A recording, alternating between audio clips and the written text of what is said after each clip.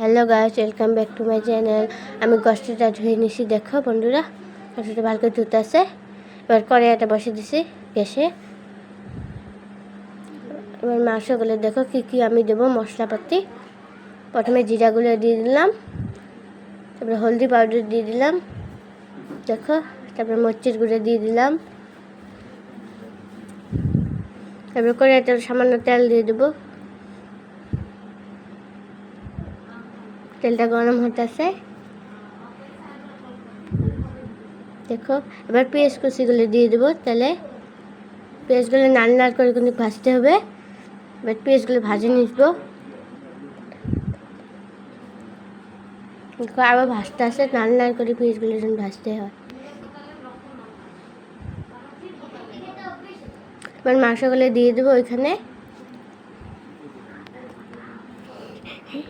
আদার পাতা দিয়ে দিছে আর রসুন দিয়ে দিছে এখানে দুইটা, দেখো মাংসগুলো কি সুন্দর। এবার নাড়া দিয়ে দিচ্ছি মাংসগুলো, ভালো করে নাড়া দিতে হবে যেন একটাতে লঙ্কা ভরে ভরে থাকে। এবার ঢাকি দেবো। এবার আদা বাটাটা দিয়ে দেবো, দেখো তরকারিগুলো কি সুন্দর লাল লাল হয়ে গেছে। এবার তরকারিতে গরম পানি দিয়ে দেবো। গরম পানি আমরা কি জন্য দিচ্ছি, যেন তখন তরকারিটা হয়ে যায়। দেখো তরকারিটা কি সুন্দর করে ফুটতে আসে, আমার তো দেখে জিভে জল চলে এসেছে। তো ভালো করে নাড়া দিতেছে।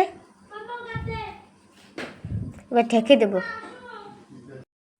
তারপরে দেখো আসল তরকারির রঙটা কেমন হয়েছে, কি সুন্দর গাঢ় গাঢ় হয়েছে। বাই বাই, ভালো লাগলে সাবস্ক্রাইব করে।